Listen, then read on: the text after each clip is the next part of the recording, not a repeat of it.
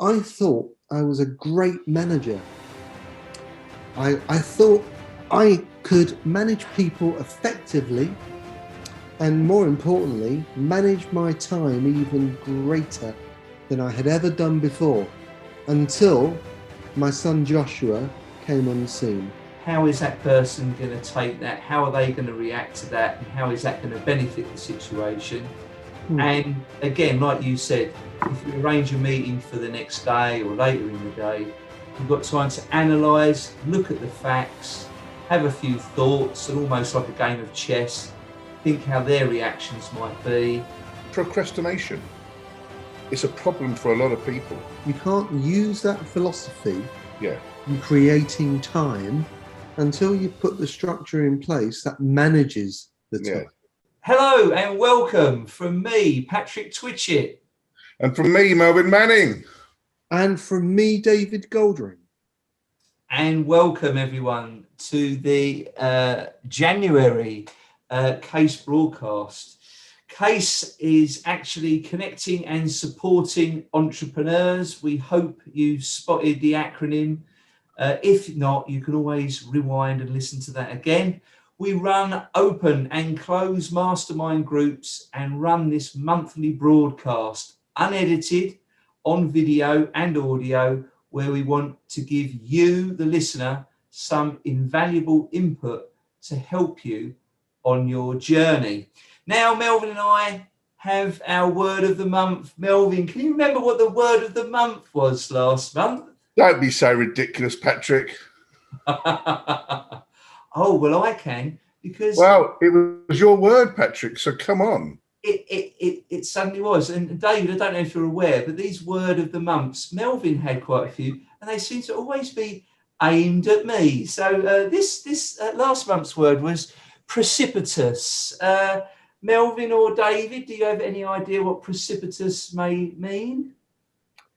Not at this time in the morning, Patrick. No, it's too early. I haven't had my breakfast yet, Patrick. Oh, okay. Well, actually, what it means is that it's something that's done suddenly and without careful consideration. But other words are hasty, rash, and hurried. So that's the meaning of that word, Melvin. Does that sort of resound with you at all in any way or form? It kind of has a kind of a comfort factor.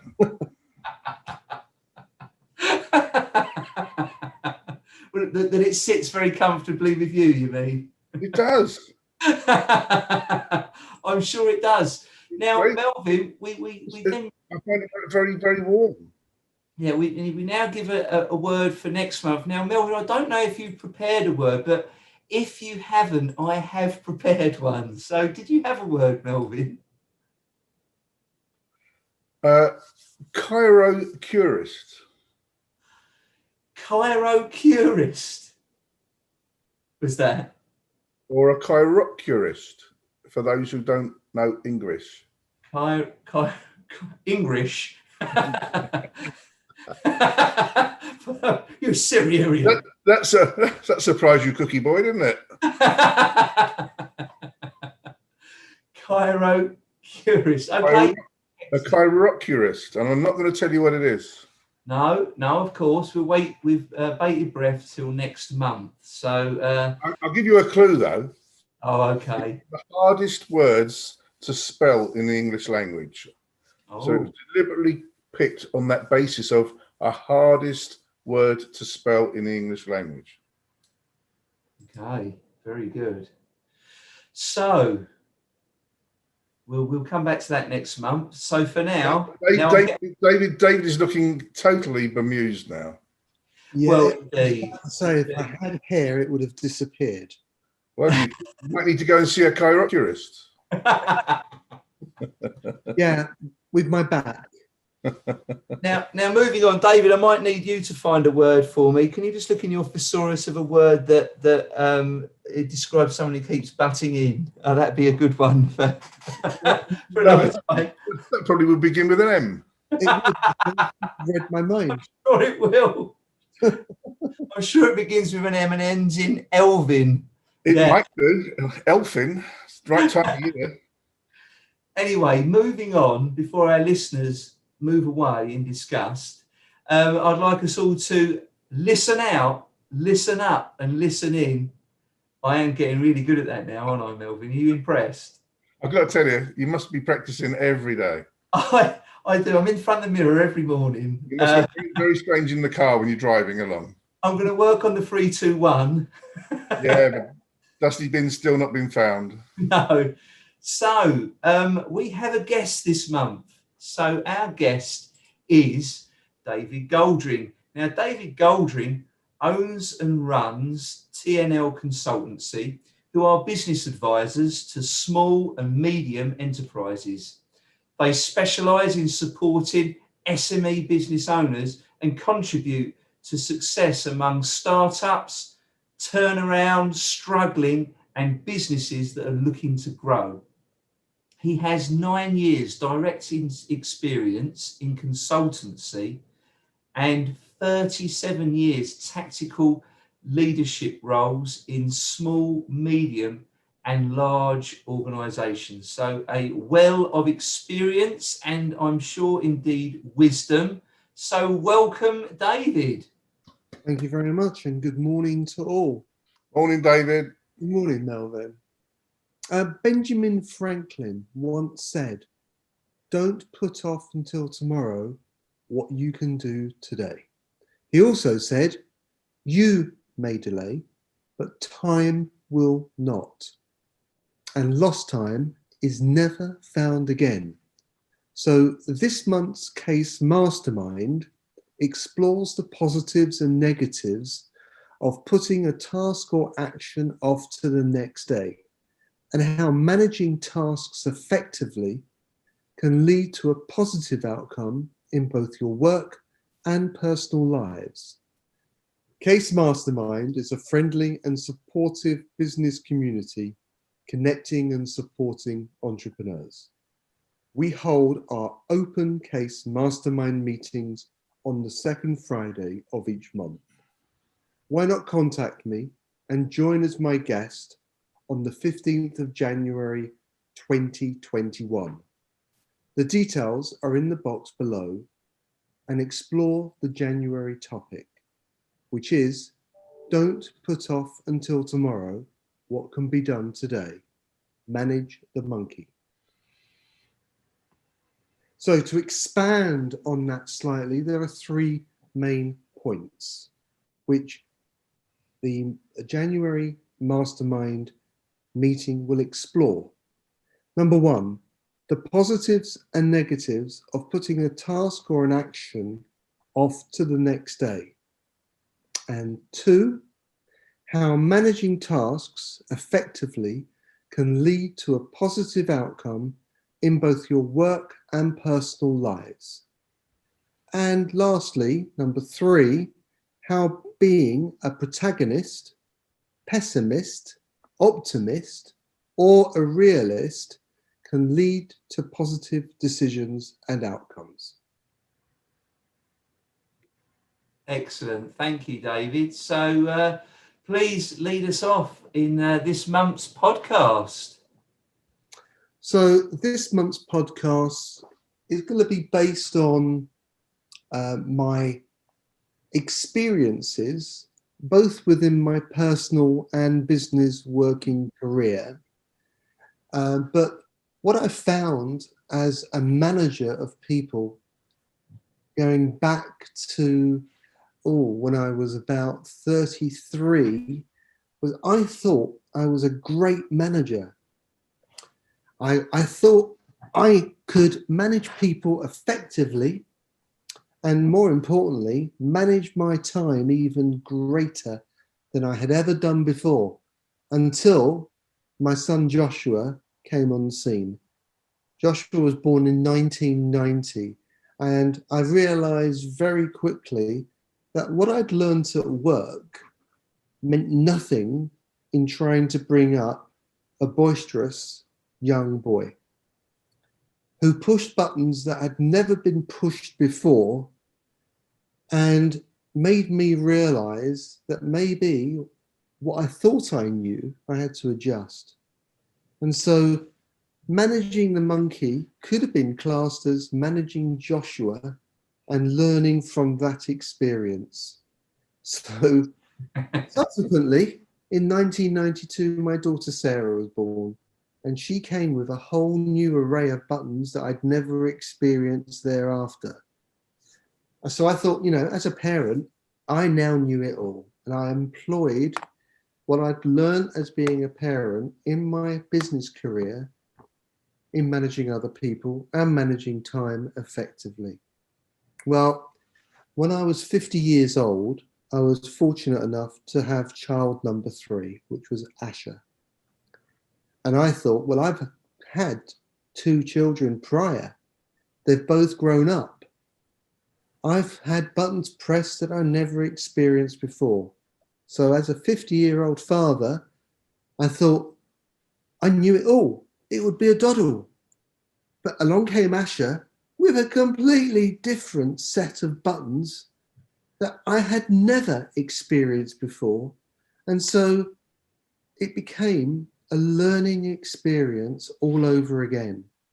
But the most important thing that I take from this is no matter what you do, no matter how good you think you are, no matter how great you are at managing time and tasks, you know nothing until you've experienced it yourself in your personal life. And the learning point from all of this is that you have to apply what you've learnt in both your personal and business lives to benefit both. So to those joining us today, just a quick breakaway from our discussion there, just to let you know that if you wanted to know more or be a part of the Case Mastermind community, all you need to do is follow the links in the notes below to our website to find out more. And I'll see you there, in case you didn't already know. And now let's go back to the discussion. Occasionally, I can be accused of being this type of person. So, David, I would like to ask you to expound and to give us the benefits of all your learned wisdom with all of your 3 children and the immensity of the businesses that you've been involved with over the last 35 years. Procrastination. It's a problem for a lot of people. So in your experiences, how might you approach this particular subject? Well, I think protagonism, as it is classed, is experienced by absolutely every individual. But what they do is that they manage it differently. We are all protagonists. I am especially. My first thought is, do I put it off until tomorrow? I'll be of a better mindset. I will think clearer. And sometimes that actually is the case. But there's always going to be something else that will crop up. And so what I found is, instead of you dealing with what you've got in front of yourself when it comes along, there should be times when you delay it correctly. But more importantly, there are times when you need to action it and clear that task off your desk. Because if you don't, it will build until the next day. So what's the mechanism that you might need to put in place to be able to, number one, confront the feeling, and then find the method, or what would be the method to create the action that you're actually putting off? Okay, I think I would class it as a clear desk policy. That's how I've always operated. And so I would give you an example. Your whole day could be consumed by looking at emails, and you think you're being productive and busy. But in principle, what you're doing is being a busy fool, because you're spreading that out over the whole day. So imagine it's a desk, and every email that you've printed out, and there's now a pile of them on your desk. The thought is you're overwhelmed because there's so much to do. So the key really is time management. Manage your time so that you have clear periods within the day. And then you can then plan to achieve the tasks when you need to achieve them rather than put them off. So I hope that throws some light onto it for you, Melvin. So it's a bit like the elephant sitting on the fence, isn't it? Well, yes, because eventually that fence will collapse. Yeah. Yeah, absolutely right. I'm more of the mindset that you can't eat a large elephant in one go. And so therefore you need to break it down into manageable chunks because no one can digest a whole elephant. Yeah.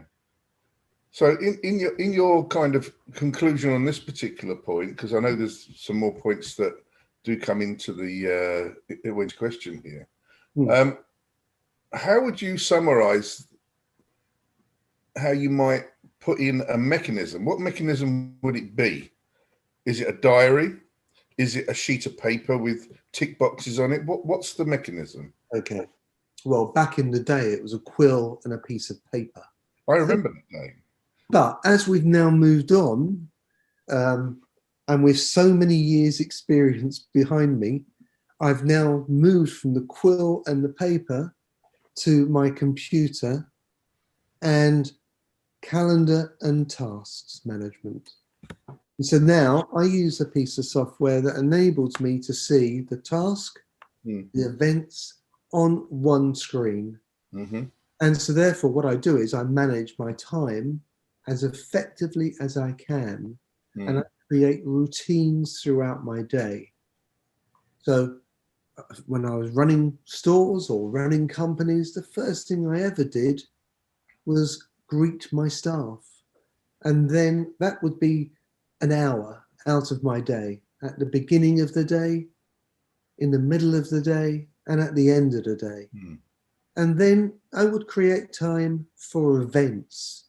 So I would do anything I wanted as an event, as a meeting to take place in the morning. The afternoon was my time where phones were off. I would then tackle the task and complete it. But it was about not overloading my day. It was about looking at what I could manageably achieve in that day within that time scale so I could achieve it. And to be honest with you, once you've achieved what you want to achieve in a day, you've got a feeling of satisfaction. Yeah. Whereas if you don't achieve it, you've got a feeling of feeling deflated. So, I like to win and I like to achieve. And my task was always to achieve what I wanted to do in that particular timescale. Okay, so Patrick, you may resonate with this particular point. So most people let's say on this planet, let alone this country, to switch your phone off, to turn the sound off, to put it in a drawer whilst you focus and concentrate on set items, it's almost impossible. It's almost like having some kind of extraction from your body. How do you train people to turn their phones off? Is this directed at me, Melvin? Well, no, it was just you actually have the courage to do it. You do switch your phone off, Patrick, whereas I don't. It's the cowardly lion, which however you want to look at it. Frightened I might miss something kind of attitude, or something important might happen and someone might need me. And the thing is that what people tend to do, and I am speaking from my own experiences, is that they do put it off. But in this instance, they leave the phone on. So how do you train someone to positively, let's say, create or do that action? Can you run with that, David, or do you want me to make a start on that? I can run with it if you'd like me to, Patrick. Well, I think it's important because in the environment of home, which you referred to at the very beginning, you take a mobile phone away from a teenager. I tell you. Well, that's very true. And you would do so at your peril. Well, 9 times out of 10, there are obviously the odd occurrence where it's all lovely, wonderful, and loving, and there's all peace and harmony. However, that is a rarity. How do you train it? How do people overcome? Okay, again, I can only talk from my personal experience, Marvin. I mean, I know Patrick has a story, but I'd like to know yours, David. Okay, I ran a company, retail company, which had 38 stores. Each store had a store manager. Each store had between 5 and 10 members of staff. Each store had customers. So the way I looked at it is, if there was a problem in every single store each day, I would receive 38 calls. If there was a problem with a member of staff who wanted to speak with me, and just one member of staff, that in itself would be 38 calls. And if there was a customer complaint from each store, that would be 38 calls. So it's quite simple to do the maths. That's a lot of phone calls that could come my way, which would then make my role unproductive in principle. So the key, firstly, before you take away the child's phone, is you've got to put the structure in place. You have to put the structure which says, how am I going to manage the phone calls that I should receive from the store managers, from the member of staff, from the customer complaints, because they're your priority and you can't take those away, and you can't switch your phone off until you've got the structure in place that allows you to have creativity of time. So that was the first thing that I did. I put the system in place, the accountability with the responsibility, and training and coaching my members of staff, managers in this instance, so there was a mechanism which they could follow. I get that. But the question still is there, and Patrick come in obviously in a moment, but where does that fit with don't put off till tomorrow what you could do today? Where does that fit in the balance of overcoming, let's say, the delays that can be happening? Okay. Through having all these distractions, because these are distractions, are they not? Oh, everything will be a distraction, but yeah, as I mentioned, you can't use that philosophy in creating time until you put the structure in place that manages the time. Okay. Yeah? So for me, it was about putting the structure in place that allowed me to be creative of time, which then allowed me to manage my time effectively and creatively. But there we go. So Patrick, you are a master of this, and I take my hat off. Oh, your literal hat off. I'm taking my hat off. No, because you're very good at it. And it's a rarity because you're one of the few people that actually has almost, I mean, I say almost because I'm not an expert. You've almost mastered it, haven't you?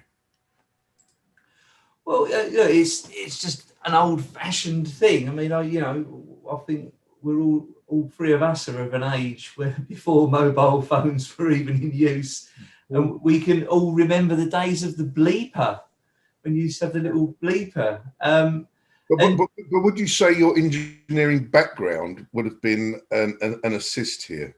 Yeah, definitely. And there's a couple of little stories, and I'll try and keep them brief. But I think the first one is, I mean, I used to work a lot in lift shafts. So if I go out to survey a job, I might be on top of a lift in the middle of a lift shaft, and someone needs to get hold of me. So the bleeper would go off. Now, I certainly wasn't going to throw everything down, clean myself off, and run to the nearest phone. It surely couldn't be that urgent. Because let's face it, most phone calls these days aren't that urgent. So, if that happened to me, I'd have to eventually get out the lift shaft. I'd have to go and find a public phone box make sure I've got some 10p's and 20p's in my pocket, and call the office. Half the time I'd call, they go, "Oh yeah, we want to get hold of you earlier, found out about something, but we've actually found it out from somebody else now, so it's all right." Scenarios like that. And another one, when we did have mobile phones, we had a team of fitters, a few teams of fitters, and they would call me. And there was one particular one, there was a team out, and they were out on a Saturday. And this guy rang me up, who was in Brighton. It was early in the morning, wasn't a problem. I was up and about and doing something. Got this phone call. "Oh, I better take that. He's on site. There could be a serious issue." So I answered the phone and I said, "You okay? What's up?" I said, "Oh, the light bulb on top of the lift car doesn't work." I said, "All right." He said, "So the lift shaft's completely dark, and we can't get anything done." I said, So we just analyse the situation here in a mockery sort of tone. So if it's dark because the light bulb's not working, what do you think the next course of action could be to resolve the situation? I said, "Oh, well, we need to get a light bulb from somewhere." I said, "Well, that's probably a good idea." So I said, "Will there be a B&Q nearby, or a Wix or something?" "Oh, yeah. Yeah, well, you could go there and get one then, couldn't you?" Yeah. I said, "So you didn't really need to phone me up, did you? You just needed to go to Wix." So actually, the time you spent talking to me on the phone, you could be halfway to Wix now and getting the bulb, couldn't you? Oh, yeah. And that's the thing. And there were some guys that were famous for it, were well known, that they would just ring me up about a problem before they even stopped to think how to resolve it. And this is the problem today. So that boils down to, when I'm in a meeting, someone rings me, I've got a voicemail, so let's hold this up. They'll leave a voicemail on here, and when that meeting's finished, I'll ring them up and I'll deal with that situation. Unless it's life-threatening or something like, someone's giving birth or something, there's not really anything that is particularly hurried. And if someone rang me up now to tell me they were giving birth, there's not a lot I could do about it, to be fair. So, it's a sense of, we've almost got this mobile phone and we've become addicted or dependent on it, and we don't need it. If we all had a landline from home and we were out in the car, we wouldn't be able to contact anyone. Simple as. So we've slightly gone off tangent with procrastination. Would you like to hit the next subject, Patrick? Oh, well, is this David's point that he was going to make about, is that the positives and negatives of putting a task off? Is that right? Yeah, so I think that was your first point, wasn't it, David, about the actual positives and the negatives, or the pros and cons of putting a task or action off to the next day? Yeah. The mindset needs to be adjusted to this. So we are told, don't put off until tomorrow. But there are very good reasons for putting a task off until the next day. Because unless you've given that task, and it may just have hit you in the face that day, you don't give it due consideration of time to have thought through what your response should be. So the only way I can describe it in basic terms is something's occurred and you've seen red mist. So you're in your car and you're driving along and somebody's cut you up, and the first thing you see is red mist, and your eyes are now filling up. The anger inside you is now boiling over, and you do say the weirdest things. I'm going to get that, whatever. I'm going to show him who's boss. And so what you do, you don't let your thought take over. You just let your drive take over. I'm going to do it, and I'm going to do it right now, and I'm going to show him who's boss. So the problem is when you react in such a way, there's a consequence, and it's not a positive consequence. So I'll give you an example. I was driving along, going home after a day when I was about 19 or 20 years old, and I was driving my car, and this car cut me up on the roundabout. So, like you do, I chose a few well-chosen expletives with some hand gestures and thought, now I've told him. Unfortunately for me, this guy didn't actually see it in such a manner with his three friends in the car, which I hadn't noticed before. And he decided to chase me.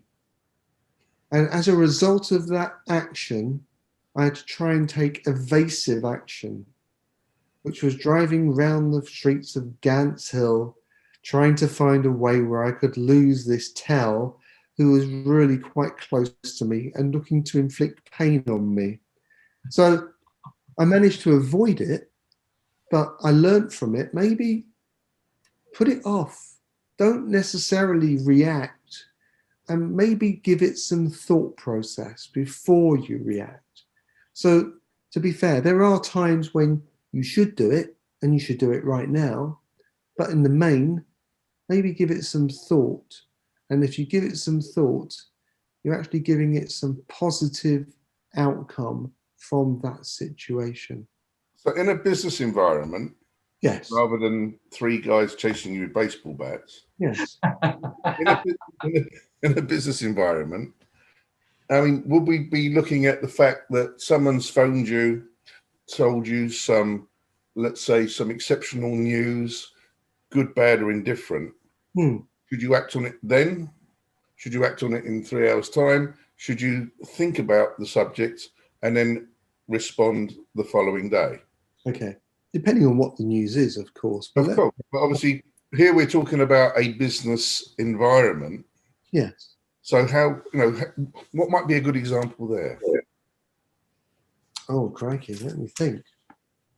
A good example would have been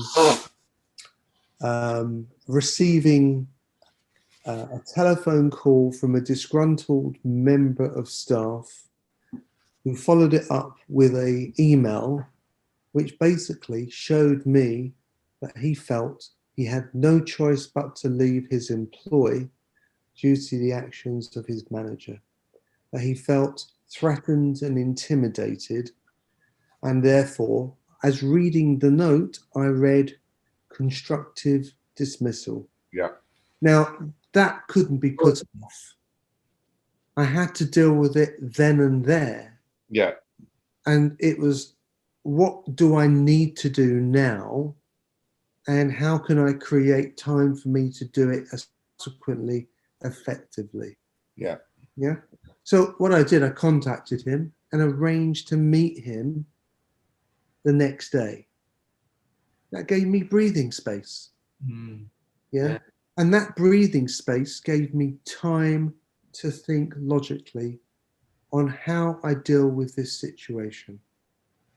But so psychologically, that's a situation where both parties have had time to have karma and consider all the points for a far more effective conversation the following day.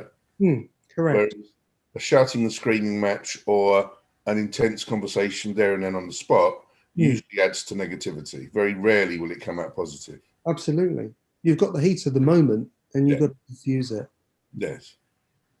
Yeah, I think that's a really good point, David and Melvin, because you can, like you said, the red mist, some people, we can react to a situation, knee-jerk reactions and firefighting is where situations arise. And sometimes, the old adage is count to 10. There's actually a psychological benefit of counting down from 10. There is.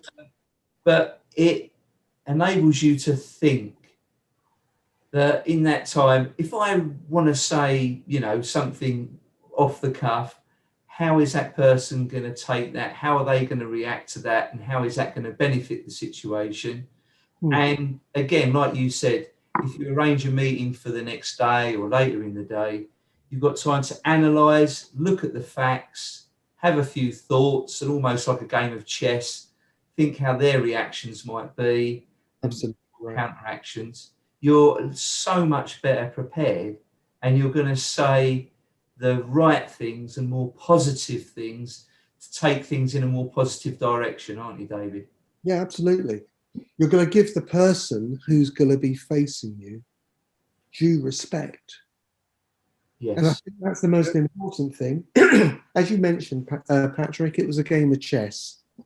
Well, it's not about playing the game, it's about also playing the opponent and playing the key critique of time.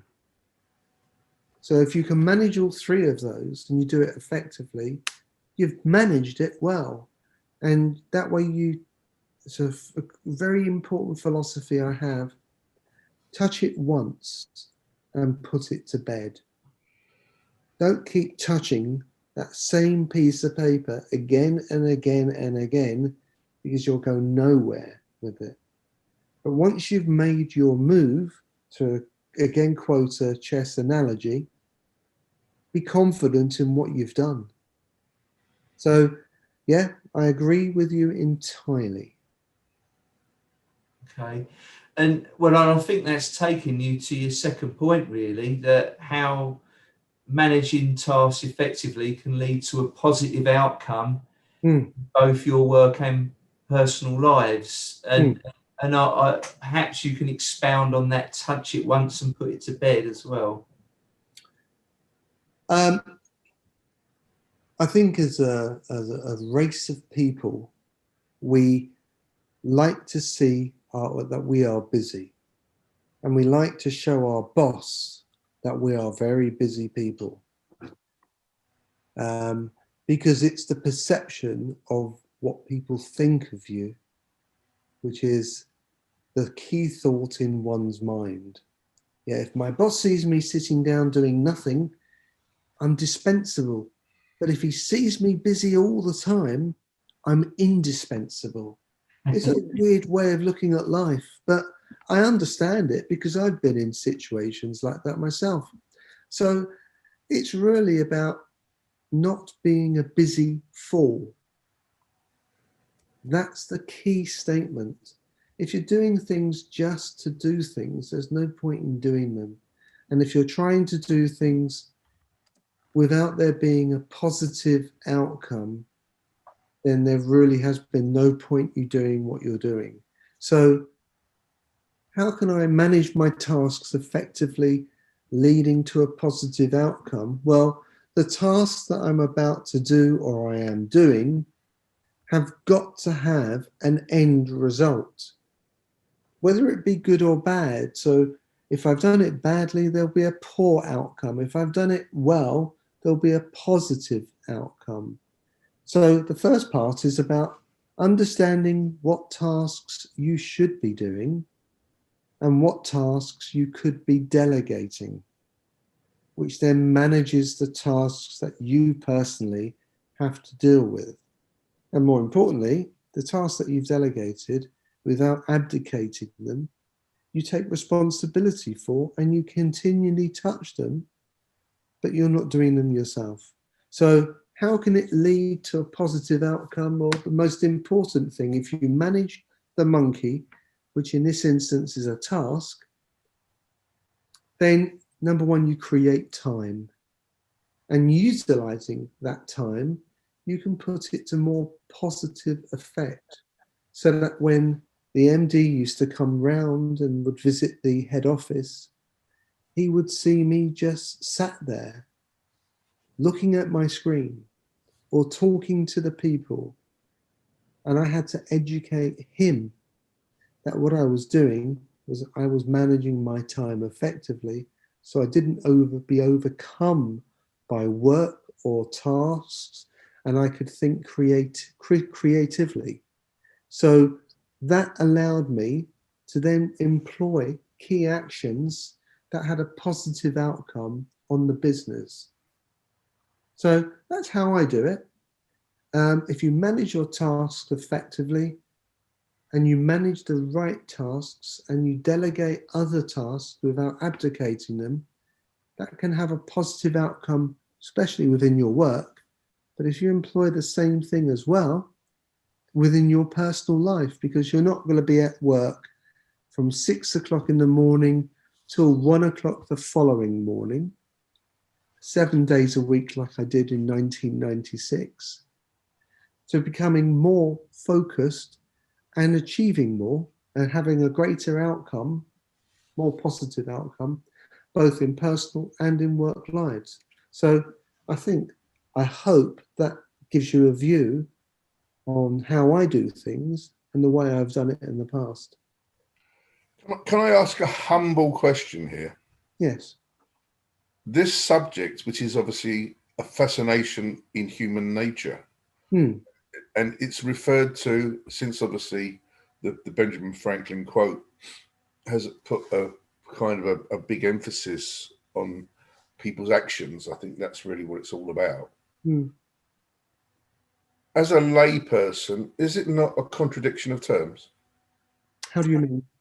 Okay, so procrastination, which is what this is predominantly about, and if you obviously are an expert in procrastination, which we all are, every person in the human race is, we make a mistake. So what do we do to put that mistake right? How do we deal with it? More often than not, we can deal with it straight away, immediately, with no questions asked. But what we tend to do is we think about it, we feel guilty about whatever has happened. And we think to ourselves, oh, do you know what? I don't know if I can do this now. I'll do it in the morning. It's just human nature, which has happened over hundreds of centuries, not the last few days. And to find a solution that fits all. So for argument's sake, you control 38 shops. Hello, David. I can't open today. We had a power failure. I've got 9 staff here. What do I do? So would you like an answer for that, Melvin? Well, obviously there's an answer for it, but you will deal with it different to Patrick. And you two will deal with it possibly different to me. Okay. So how does it fit all? How does it fit all? Okay. So from again experience, my office, our head office, was based in Mayfair. The store in question, and this actually happened, was based in Bristol. Well, that's coincidence. I didn't know that. Okay. The reality is Bristol is roughly about 115 miles away. Yeah. With the best will in the world, I'm not built with wings. So I couldn't fly myself there. And I would have to, if I was to take personal responsibility to deal with that problem, it would take me 3 hours to get my car, to drive there, by which time I would be shattered, knackered, whichever way you could look at it, wouldn't be clear of mind, and 3 hours would have been wasted. So the manager has got to learn to deal with it and take responsibility. So what I did was I used the phone and I talked to him and said to him, okay, so you've got a power cut. And he goes, yeah. I said, what about the rest of the stores in the shopping centre?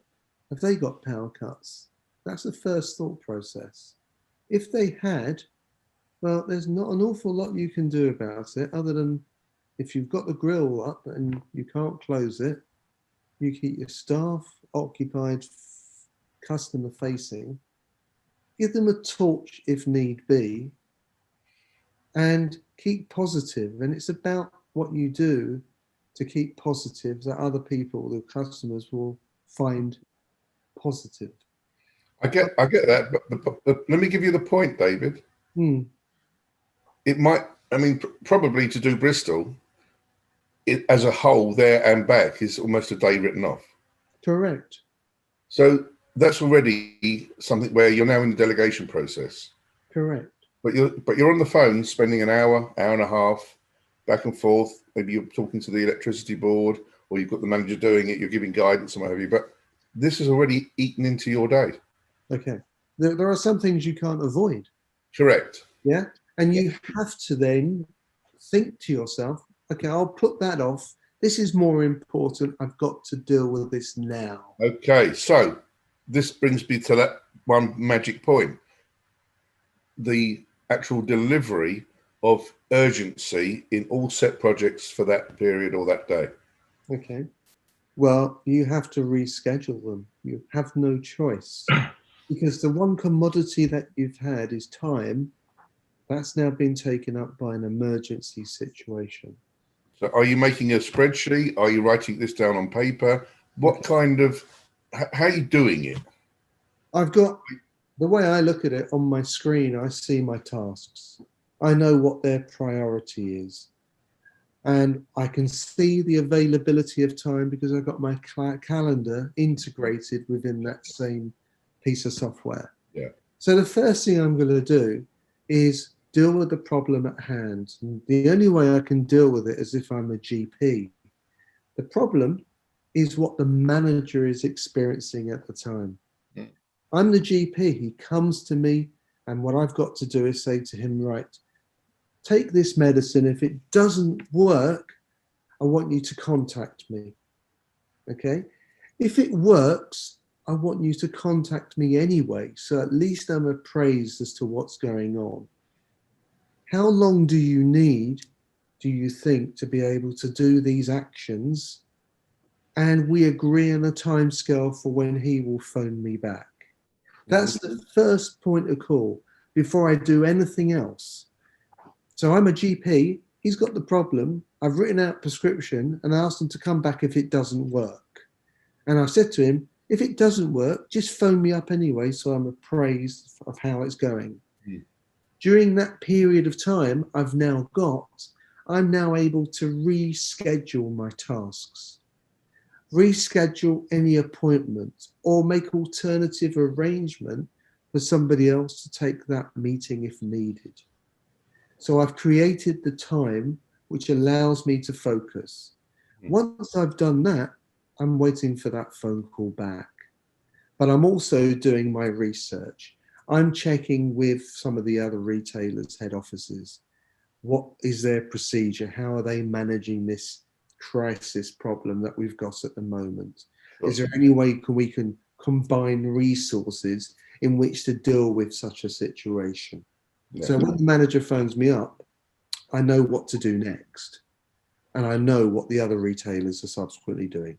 Okay, so do you, as David Goldring, do you, as the consultant that you are, do you have a software setup that you could adapt for pretty much most individuals that might come across your path? Yeah. Where you'll be able to highlight and demonstrate that you are, quite frankly, in a position to show them the way to find resolution? Yeah, the first thing is to identify what their problem actually is. Because when you're expressing what you need, it may not necessarily be what you need at that point. There's something else underlying. Sure. And so therefore, yes, to answer your question, I can most definitely. But I think what I do is, as an individual consultant, I look at the overall business and I don't look at the top. I look at what's beneath the surface, which is causing those problems to rise to the top. Yeah. And then once I've identified that, I can then prescribe the right course of action that will not only deal with what's on the top now, because that's the immediate, but also put in place what needs to be done underneath it to stop that from occurring again. And once you've identified that, then it's very easy and straightforward to put the remedies in place. So that's how I operate. Do I have software that will enable me to do it? Yes, but it has to be amended or adapted, more importantly, to the individual business that I have in front of me. Yeah, but you already have the analysis because you've asked the questions ready in order to provide the appropriate prescription. Yes, absolutely. So I had a business that said, I've got a problem. And I said, what's your problem? And he said, my problem is I haven't got enough cash to pay my bills. And I said, okay. He said, and I won't have enough money to pay yours. And I said, even better. So let me look at what's going on within your business. So that's what I did. Yeah, he had employed me or engaged my services through T&L to identify a particular request which he wanted me to look at. When it came to it, and as soon as the alarm bell rang, which said, I've got a problem, can't pay the bills, that tells me there's an underlying issue within his business. And that underlying issue needed to be addressed, as well as me addressing immediately his initial cash flow problem, which we resolved. That was fairly straightforward. Yeah. But how did you cope with the knee jerk? The knee-jerk reaction, as in what? Okay, so the knee-jerk reaction was he had to tell you unnecessarily, Yes. and I can't pay your bill either. Okay. Well, I'm a realist. As much as I want my bill to be paid straight away, or within 30 days, as the case may be, I'd rather somebody be open and honest and transparent with me, so at least I understand what their problems are. But what I said to him was, you don't need me to do X job, X role, X task in your business. That is not what is going to be beneficial to you now. What you need me to do is to take a good look at your business and identify what's going on and why, which he eventually agreed. And I said, okay, I'll tell you what I'll do. I'll give you a bit of relief. I'll put my bill off for a month. I'll give you that. In a month's time, you can pay me for what was previously owed and what I'm doing for you now. And it was a case of looking and identifying what had gone on within his business, because his business was cash rich from the point of view, great turnover. It had great profits. The question is, in my head, as soon as I see a business which has great turnover and excellent profits, is where's the cash gone? Yeah, where's the money? If you've got profit, that should equate to money in the bank. Yeah. So the first question is where's the money? And there you are, there you have it. You have the initial problem, can't pay your bill. Can't pay any bills, which is a big problem. Then the second problem is, but if you're profitable and you've got good turnover, where is the cash? And that then becomes the element that you then plan, you identify, you examine, and you come up with a resolution, which then means going forward, that problem should not reoccur, which then resolves the issues. So clearly they had procrastinated. They had what I would class as ostrich management, which is called burying one's head in the sand. Yeah, well, Not dealing I with think the it's similar problem. connotations, yeah. Yeah, they were procrastinating, most definitely. They buried their heads in the sand. They hadn't dealt with the problem. Yeah. Needed it to be. Wait for the problem to happen before we deal with the problem. Absolutely. And then once you got the problem, not recognizing the problem, because, you know, it's like bailiffs come knocking at your door. I won't answer the door. Yeah. But the problem is they won't go away. They'll come back. Yeah. Yeah. So, Patrick, I don't know how we're doing for time. I know there is possibly another question. Well, there's another point. I think and I know you've touched on it slightly, but it's about now. I pronounce this word differently, but how point 3 was how being a protagonist, pessimist, optimist, or realist can lead to positive decisions. I always thought it was protagonist, but there you go. That's my poor speech. I think that's just Essex speak, Patrick. Yes, that's acceptable. In it, bruv. I'll have you know, I was brought up in the East End and then moved to Elstree in Hertfordshire, which is where I learnt to talk proper.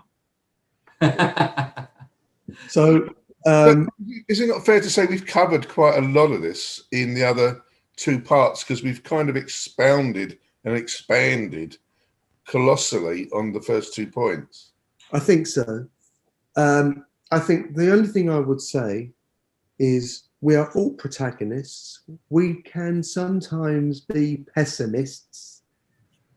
There are times when we are optimists, and sometimes that blinds us, leading us to strive forward without thought. But the most important is you've got to recognize you're all of these at some point or another. And it's the realist in you that allows you to make the quality decisions. So that's almost like beating your head up, beating yourself up, and it's almost like the self-punishment, of which you then realize you don't have to do. There is a way out. Absolutely. Now, I'll expand on it in the meeting on the 15th of January, which again is based on my observations and personal experiences. Yes. I think it's not negative to be a protagonist or a pessimist. No, it's not.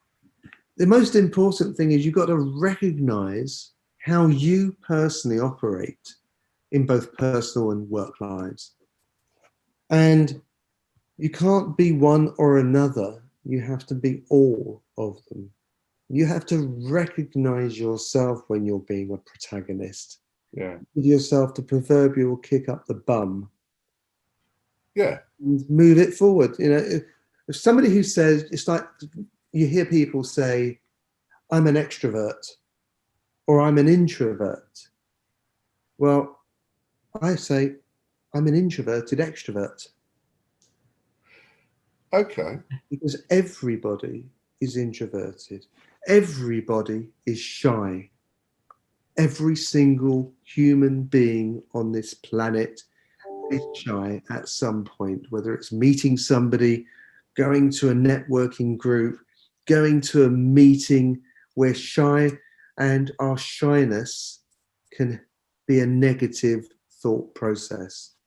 But there are people who say, no, I'm confident. I'm always confident. Well, I'm sorry. Everybody's an introvert. Everybody's shy. But it's how you deal with it which makes you come across as an extrovert.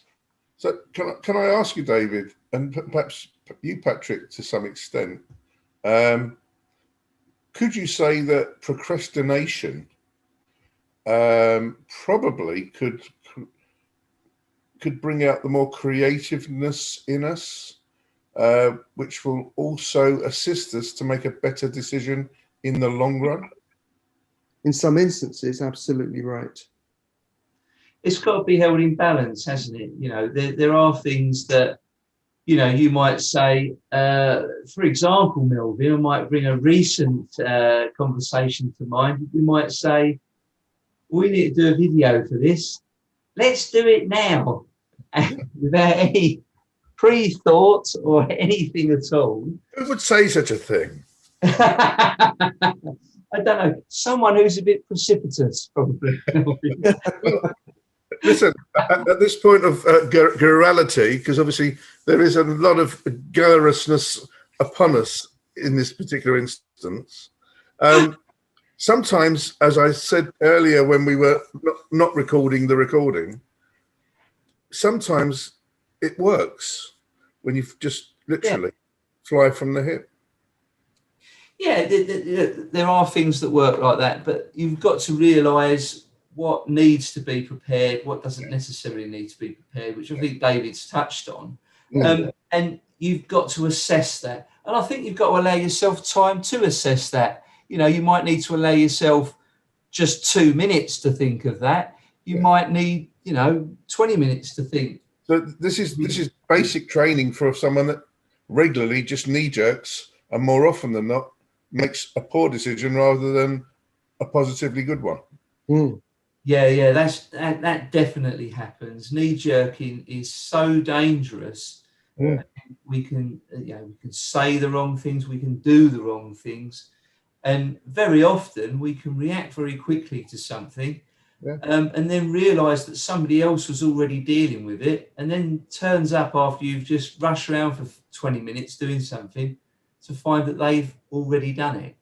So we've got to keep everything in balance and just have that moment to breathe. And I know we touched on this a bit before, but we have allowed technology to make our lives busier. Technology should be being used to make our lives easier. And because it's all around us, and I know Netflix have put this program out, The Social Dilemma, it distracts us and we become, reactive too quickly to so many things. Whereas if we just took that moment to just breathe, calm down, or chillax, as the modern word is, just think for a moment, we're actually allowing that creative part of our brain to think this through, and we can create 10 hours. David, sorry, that's my theatre voice. This is your consciousness. This is always something in the back of my mind. Let's very briefly come back to a point there, which I think is very important, because don't remember, there is technology. Yes, it's fantastic what's going on in the IT world and the communications world right now. However, in order to action any of those pieces of mechanical wonderment, some human being has to press a button or touch something. So the problem actually is more mental than it is anything else. So please God, next year when we have your presentation at the next Case Mastermind meeting, there will be people in the room, I'm certain of this, that will obviously ask you the question about karma and the fact of controlling the mind and so on and so forth. Because obviously Patrick's touched on another subject of a movie that I've actually watched several times now, The Social Dilemma, where the manipulation of people's minds by the billions has been obviously used and abused by certain individuals across the last 20 to 30 years who have created all these fantastic things called Facebook and LinkedIn and God knows what else. It's about the control of your mind at the end of the day that then touches or pushes that button. So that's, I think, where this potentially might need to begin. What do you think about that?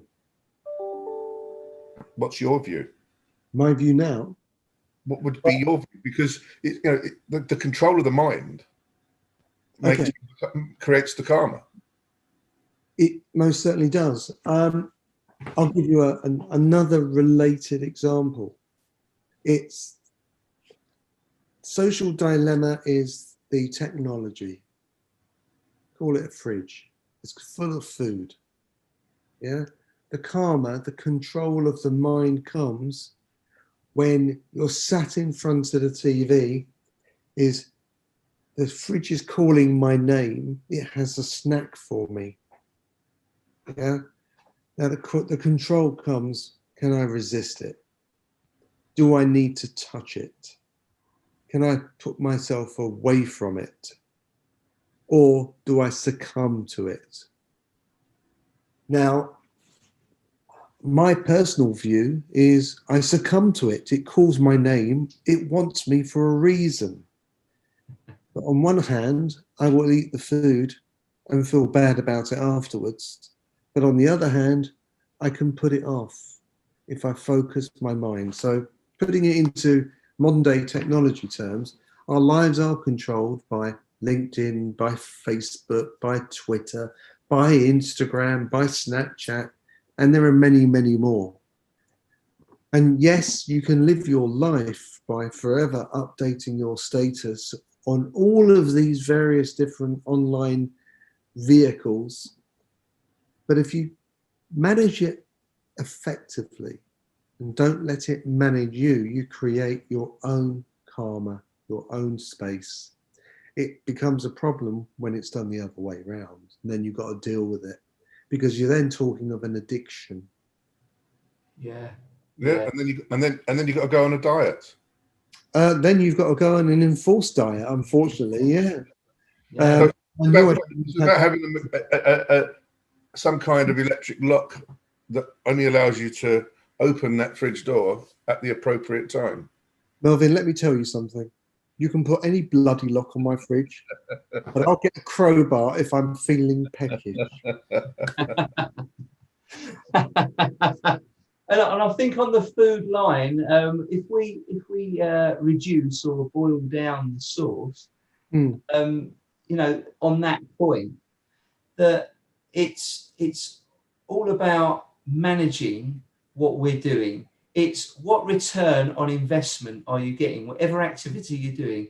We can even analyze that on the fridge. If I get up and go to the fridge and eat that bit of trifle that's sitting in there, what is the actual outcome of that going to be? I'm going to put on weight, and then my trousers aren't going to fit. I'm going to have to go and get a bigger pair of trousers, or go on some weight loss. Don't worry, Patrick.